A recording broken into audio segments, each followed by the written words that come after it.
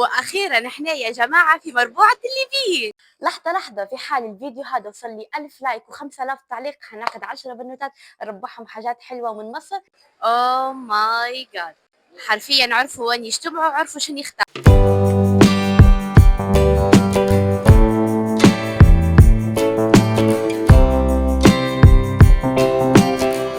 اهلا، كيف حالكم؟ ان شاء الله تكونوا بألف خير. اليوم حبيت ندير فلوج بسيط في مربوعة الليبيين يلي هو مول سيتي ستارز اللي موجود في مصر وبالتحديد القاهرة.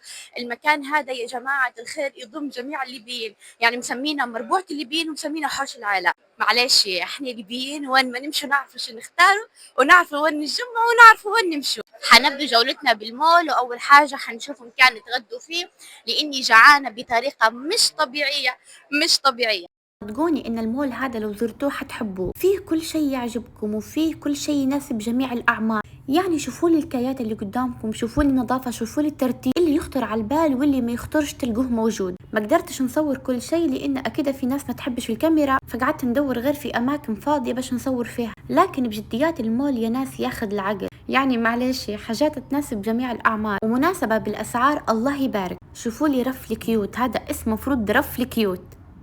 انا قعد كل ما يعجبني حاجه نقول لا خلي نفوتها، بالك نلقى قدام نلقى ارخص ونلقى احسن، وفعلا كل ما نمشي قدام نلقى ارخص ونلقى احسن. وللأسف المايك يديرها فيا وما باش يسجل الصوت. والله يا جماعة أنا محتاجة إنكم تكتبوا لي أنواع مايك جنينة وتقعد لفترة طويلة. عاملة تخيلوا إني نوصف لكم ونقول لكم حي محلاها وحي كرم الناس ومش عارفة شني، والمايك ما يسجلش نهائي. لكن نقول لكم إنها آلة ذرة ممكن تاكلوها. يا سبحان الله، بحكم أنا نحب الذرة في تركيا حسيت بطعمة اسطنبول. عندكم عليه؟ والمايك قال بوي باعني الشحن تم، نسيت طبعا ما شحنتاش، فتو طلبت الغداء واكيد بعدها حنكمل جولتنا.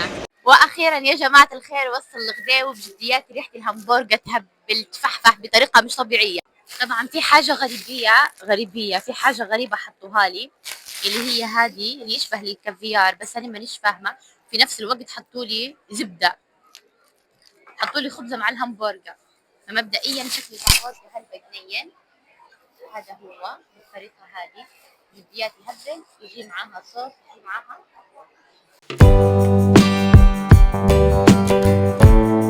طبعا دوبني ما تغديت على السريع، والمايك كالعاده درها فينا الشحن تم، فما تغديتش هلبا اصلا روحت بيه. وتوا جايه لي اكثر مكان جاي على خاطر هنا. اكتبوا لي في التعليقات قبل ما تشوفوا المكان. هذه خامس لفه نديرها على المكان هذا، وانا ندور في سينابون وما لقيتاش. فخلاص يعني تعبت. بس نقول لكم حاجه، الناس اللي ماشيه لتركيا هذا زي مول جواهر هيك، الديزاين التصميم كيف نبي نقولها لكم، تحسوا روحه.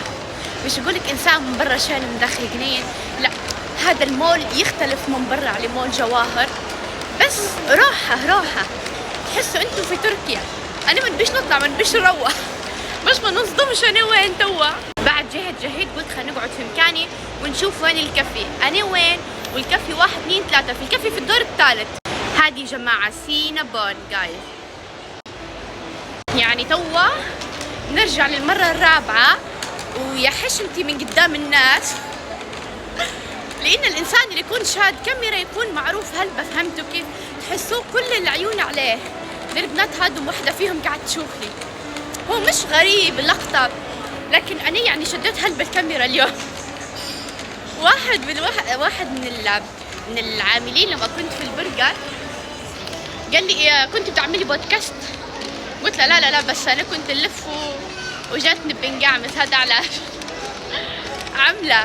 واخيرا يا جماعه الخير وصلنا. الله على ريحه القرفه والزبده والعجينه، اي لايك. طبعا يا جماعه مره الاضاءه قويه مره الاضاءه قصيره، لان لو كان معي حد من العيله كان يشد الاضاءه ويشد الاكياس وكل شيء. بس بجديات اقول لكم حاجه تحفه، اللي بالبستاشيو تحفه يا جماعه الخير، وبالذات بالقهوه، الا مش القهوه معلش، هو اسمه اسبريسو. بجديات طعمه خيال. كملت تو الحمد لله يا ربي وتحليت. تو خاطري نبي ناخذ متاع الثلاجه اللي يكون عليها الاهرامات متاع مصر. نحب كل بلاد ناخذ منها حاجه. تو لما مشيت لجزيرة الأميرات خدت الجزيرة، مشيت لتركيا خدت هذيك بتاعت اسطنبول، وتوا مصر. حابة إنه كل بلاد نمشي لها ناخذ منها حاجة هيك نحطها على الثلاجة تكون لونها هيك أبيض، حاجة حلوة. المول فيه كل شيء إلا ما عدا الحاجة هذه، فاكتبوا لي في التعليقات وين نلقاها. واحلى شيء انه وين ما تمشوا تلقوا اماكن هيك زي الصغيره تكون محطوط عليها التحف والحاجات اللي خاصه بمصر، ويكون يا مكتوب عليها خان ياسمين يا خان ياسين يا خان الخليلي. والله يبارك على المول قداش كبير وقداش مشرح. واللي عجبني اكتر انه ما فيش اماكن متشابهه، يعني معلش كل ما صنع في العالم موجود في المول هذا. طبعا البدله تشبحوا فيها قدامكم هذه عجبتني، نكتشف سعرها نلقاها 10,000. هربت نجري جري، طبعا 10,000 مصري مش 10,000 فاري، أي ما يعادل 200 تقريبا و50 دولار.